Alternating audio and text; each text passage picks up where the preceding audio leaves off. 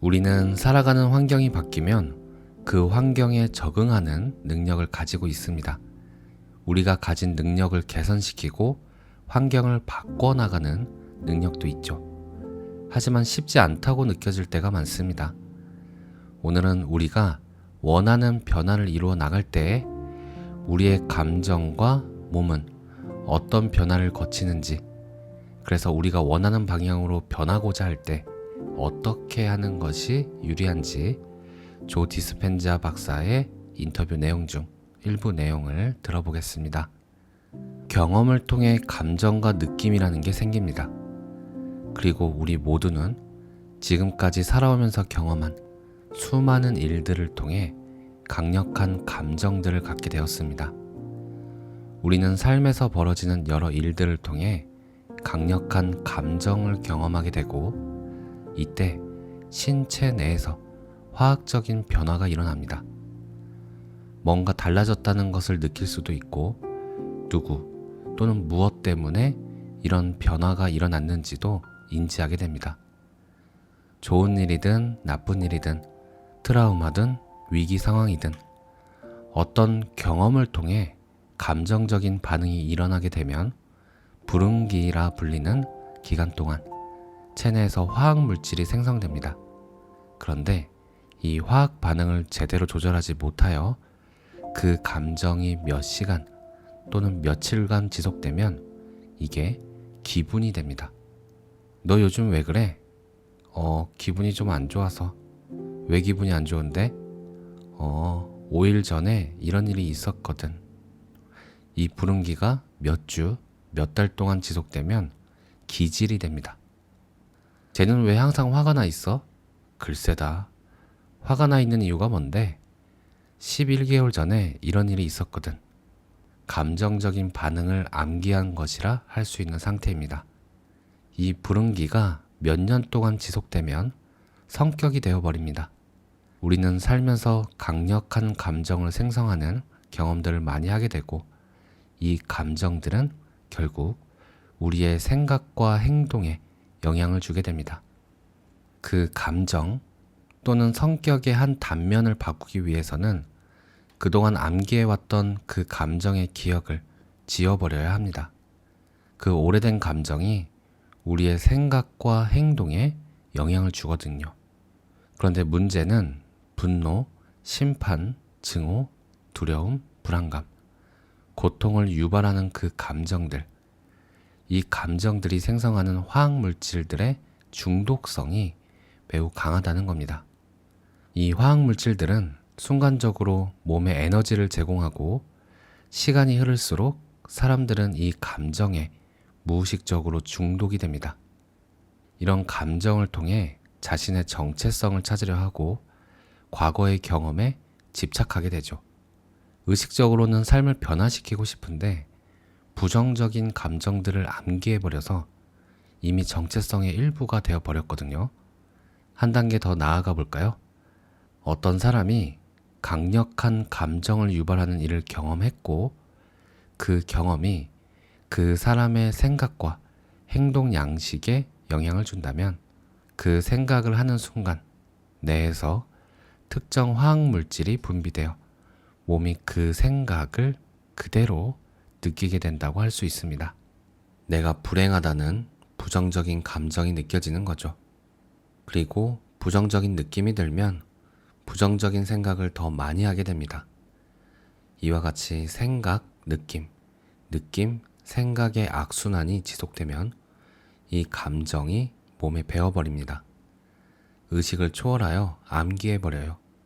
이처럼 몸이 정신의 위에 서게 되는 것을 습관이라 합니다. 몸이 정신을 지배하는 상태죠. 우리가 35세가 될 무렵에는 우리의 정체를 규정하는 것의 95%가 이처럼 무의식적인 기억장치에 저장되어 있고, 우리가 의식적으로 암기하는 행동과 감정적인 반응은 나머지 5%에 불과합니다.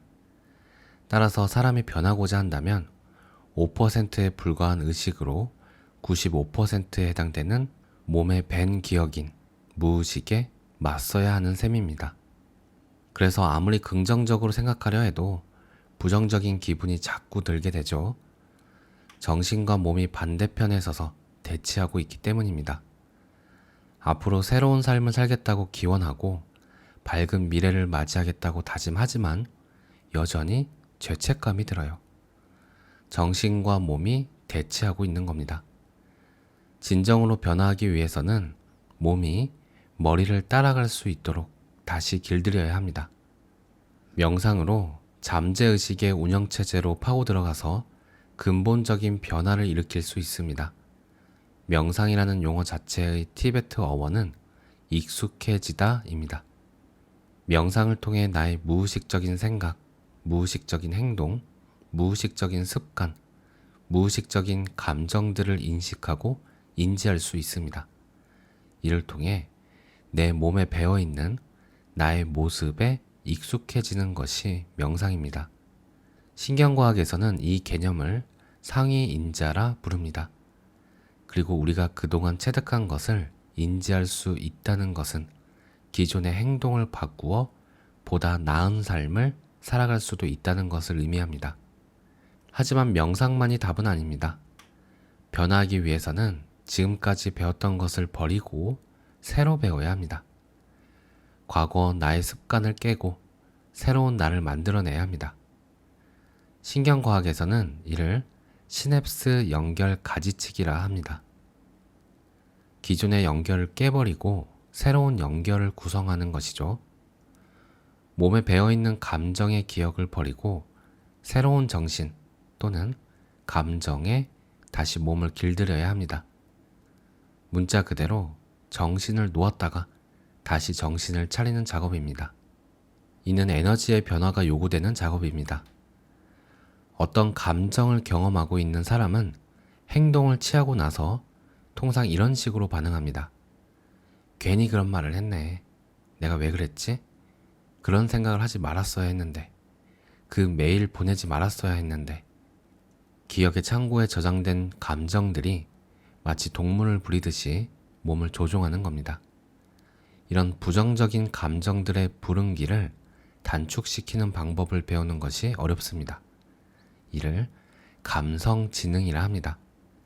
감정을 규제하고 조절하는 능력이죠. 명상의 기능 중 하나는 뇌와 신체의 일관성을 개선하는 것입니다. 똑같은 상황이 닥쳤을 때 반사적으로 반응하는 것을 조절할 수 있게 해주는 것이죠. 우리가 당장 할 수 있는 것이 바로 이겁니다. 초기에는 외부의 환경보다는 내부의 환경을 제어할 수 있습니다. 몸을 길들여지지 않은 야생마에 비유한다면 명상을 통해 야생마를 가두어 둘 수 있습니다. 익숙한 외부 환경으로부터의 영향을 차단하는 효과죠. 몸은 당장 일어나서 감정을 자극하고 이를 통해 정체성을 재확인하고자 합니다. 하지만 명상을 통해 자신을 외부 환경으로부터 분리시키면 몸은 감정을 느끼고 싶은 욕구를 충족시킬 수 없게 됩니다. 화가 난 야생마처럼 날뛰고 반항을 하게 됩니다. 그 야생마를 현재의 순간으로 복귀시킬 때마다 안정을 시키고 편한 상태로 되돌려 놓을 때마다 날뛰고 싶어 할 때 이를 허락하지 않음으로써 몸을 다시 길들일 수 있습니다. 몸이 나의 새로운 사고방식을 따라올 수 있도록 하는 것이죠.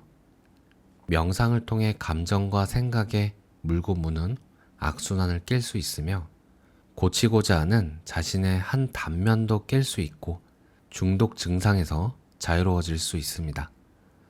어떤 종류의 중독이든 벗어나고 나면 진정한 기쁨을 만끽할 수 있습니다. 마치 나를 구속했던 사슬이 풀리듯이 해방된 에너지를 몸으로 느낄 수 있게 됩니다. 그 상태에 이르게 되면 자신의 잘못된 면모를 극복하고 나면 감정으로부터 벗어날 수 있고 삶에서 똑같은 상황에 다시 직면하더라도 예전과 같은 식으로 반응하지 않게 됩니다. 그러니까 명상을 통해서 과거의 자신과 생각, 행동 양식, 감정에 익숙해지는 것뿐만 아니라 새로운 자신과 익숙해지는 것이기도 합니다. 명상을 하면서 내가 원하는 나의 새로운 모습, 명상에서 깨어난 후 달라진 나의 모습, 나의 새로운 삶을 머릿속에서 떠올릴 수 있죠. 내가 평소와 다른 방식으로 생각하는 순간, 뇌는 새로운 배열, 새로운 패턴, 그리고 새로운 조합을 형성할 수밖에 없습니다. 뇌가 평소와 다른 방식으로 일을 한다는 것은 정신 상태가 바뀐다는 것을 의미합니다. 뇌가 활동하고 일하는 것이 곧 우리의 정신 상태거든요. 뇌가 새로운 방식으로 작동을 하기 시작하면 함께 일하는 뇌세포들끼리 새로운 연결을 맺게 됩니다. 내가 새로운 삶을 실제로 경험하기도 전에 새로운 나를 반영하는 하드웨어가 뇌에 미리 설치되는 것이라 할 수 있습니다. 새로운 사고방식에 맞도록 뇌를 예열시키고 이제부터는 새로운 연결 상태를 기반으로 새로운 삶을 시작하는 것입니다. 인간이 소유한 가장 큰 특권 중 하나는 매우 현실감 있는 뛰어난 상상력을 가졌다는 점입니다. 우리는 늘 이 놀라운 상상력을 활용합니다. 명상을 하면서 나의 새로운 모습을 꿈꾸고 연습하는 순간 집중력을 유지하고 주의를 기울이면 전 뇌가 강하게 활성화되고 자극을 받아 내가 생각하고 있는 것이 실제 경험과 동일해지는 시점이 찾아옵니다. 그리고 그 생각에 주의력을 집중하고 그 생각이 경험으로 이어지면 감정이라는 경험의 산물이 만들어집니다. 내가 실제로 한 일은 없지만 뇌는 실제 일어난 일과 머릿속에서만 존재하는 생각을 구분하지 못합니다. 무의식의 실체라 할 수 있는 우리의 몸도 차이점을 느끼지 못합니다. 그래서 실제 사건이 일어나기도 전에 몸은 감정의 시그널을 받게 되고 이에 맞추어 변화를 개시합니다. 이러한 감정의 상태를 매일 반복해서 재현할 수 있으면 몸도 나의 새로운 사고방식에 길들여지게 되고 과거의 감정을 버리고 어떤 새로운 미래의 운명에 맞춰 재정비를 하게 됩니다. 이처럼 정신과 몸이 혼연일체가 되는 것이 바로 체득입니다. 새롭게 체득한 나의 새로운 모습에 매일 익숙해지면 나의 과거 성격과 연관된 현실과도 작별을 고하게 됩니다. 새로운 운명을 향한 발걸음이 시작되었기 때문입니다. 오늘 내용은 여기까지입니다. 감사합니다. 사랑합니다.